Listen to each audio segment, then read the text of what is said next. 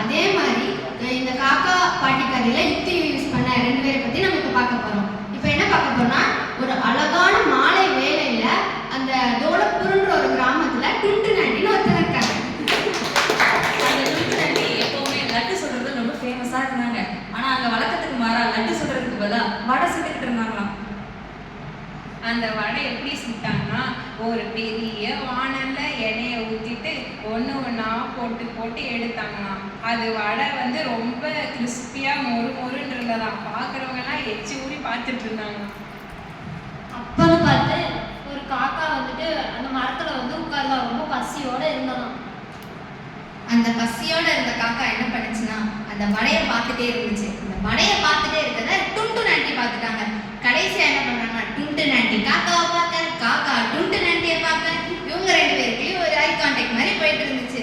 கடைசியா அந்த காக்காவை பார்த்து ரொம்ப பாவப்பட்டு டுண்டு நாட்டி என்ன பண்ணாங்கன்னா, சரி காக்கா, நமக்குள்ள ஒரு அக்ரிமெண்ட் போட்டுக்கலாம். நீ எனக்கு விறகு கொண்டு வா, நான் உனக்கு ஒரு வடையை தரேன் அப்படிங்கிற ஒரு அக்ரிமெண்ட்டை போட்டாங்க. காக்காவும் நிறைய இடம் தேடி ஓடி அலைஞ்சு சொல்லியே கிடைக்காம வாடி போயிருந்தான். அப்பான்னு பார்த்து ஒரு குளத்துல ஒரு ஈரமான சொல்லி கிடைச்சதான். சரி, இதை போட்டு கொடுத்து டுண்டு நாட்டியை ஏமாத்தி வடைய வாங்கிடலான்னு நினைச்சதான். அதே மாதிரி கொடுத்தாங்களாம். அதுக்கேற்ற மாதிரி டுண்டு நாட்டியும் வடையும் கொடுத்தாங்களாம். அதுக்கப்புறம் என்னாச்சுன்னா, வடையை வாங்கினதுக்கப்புறம் அந்த சமயம் பார்த்து ஒரு நரி ஒன்று வந்துச்சு.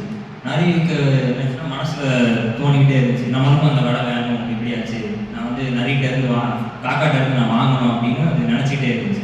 அந்த சமயம் பார்த்து என்னாச்சுன்னா, காக்காவை பார்த்த உடனே அதுலேருந்து எப்படியாச்சும் நம்ம வாங்கிடணும் அப்படின்ற இதில் ஒரு பிளான் ஒன்று போட்டுச்சு. நரி வந்து பேசிக்கலி இன்டெலிஜென்ட் தானே, என்ன பண்ணுச்சு, நீ ஒரு பாட்டு பாட அப்படின்னு சொல்லி ஒரு காக்காட்ட கேட்டுட்டு இருந்துச்சு. அப்போ அந்த சமயம் என்ன பண்ணுச்சு, காக்காவும் பேசிக்கலி இன்டெலிஜென்ட் தான். அப்போ அது என்ன பண்ணுச்சு, சரி வடையை வந்து வாயில இருந்து காலுக்கு மாற்றிடுச்சு. மாற்றிட்டு அதுக்கப்புறம் என்ன பண்ணுச்சு அப்படின்னா பாட்டு பாடுச்சு.